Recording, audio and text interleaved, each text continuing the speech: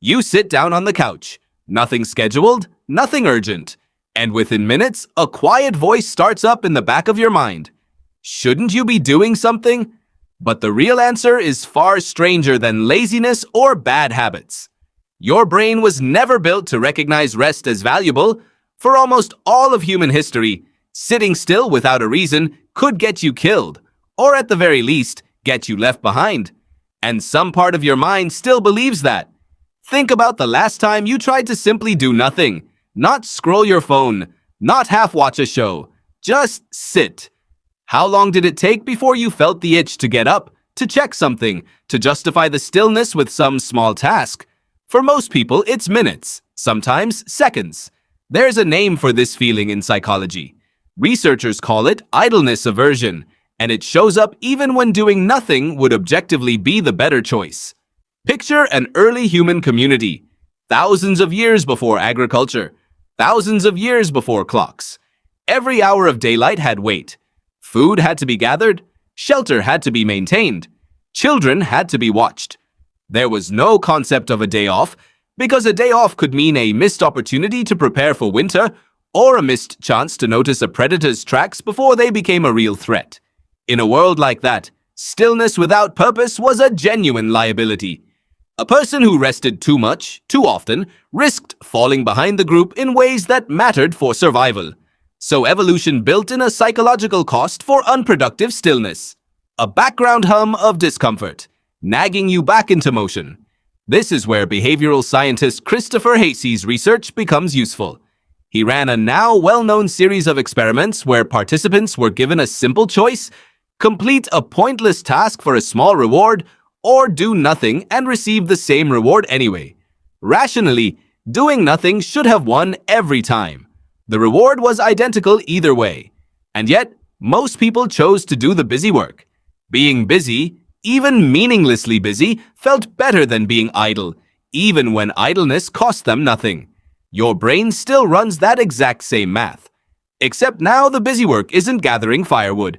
It's answering an email that could wait, refreshing an app for no reason, reorganizing a drawer that didn't need it. Here's the strange part. Your body cannot tell the difference between meaningful productivity and meaningless motion. Both register the same reward signal, a small release of dopamine, a brief sense of having earned your place. Whether you spent that hour solving a real problem or just shuffling papers, your nervous system often can't tell the difference, and it rewards the motion either way. Why would evolution build something so imprecise? Because for almost the entire span of human existence, the two were rarely separate. If you were moving, you were probably doing something useful. Gathering, building, watching. Idle hands and idle minds were, more often than not, genuine warning signs that something in your environment had gone wrong, that resources were scarce, or that you'd lost your place in the group's rhythm. Evolution didn't need to distinguish productive motion from unproductive motion, because in a hunter-gatherer world, motion itself was almost always tied to survival. This tendency has a name in psychology too. It's called the mere effort effect, studied extensively by researchers including Kurt Lewin in his early work on tension systems. Lewin found that an incomplete task or an unfilled block of time creates a kind of psychological tension that people are strongly driven to resolve, even with actions that don't matter.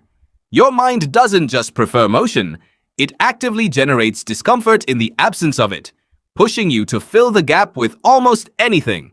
Now think about your own life. Weekends, evenings, the rare stretch of unscheduled time. Your ancestors never experienced anything like sustained leisure the way you do. Their rest, when it came, was usually short, tied to the rhythm of the sun, and quickly followed by the next task the environment demanded.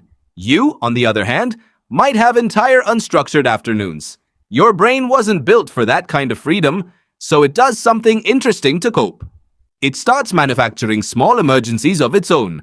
A cluttered inbox becomes urgent. A minor errand becomes pressing.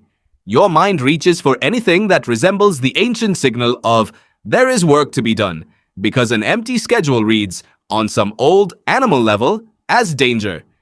This isn't a flaw unique to any one person. It's a feature of the software every human is running. There's a reason guilt creeps in specifically during rest and almost never during busyness, even unnecessary busyness.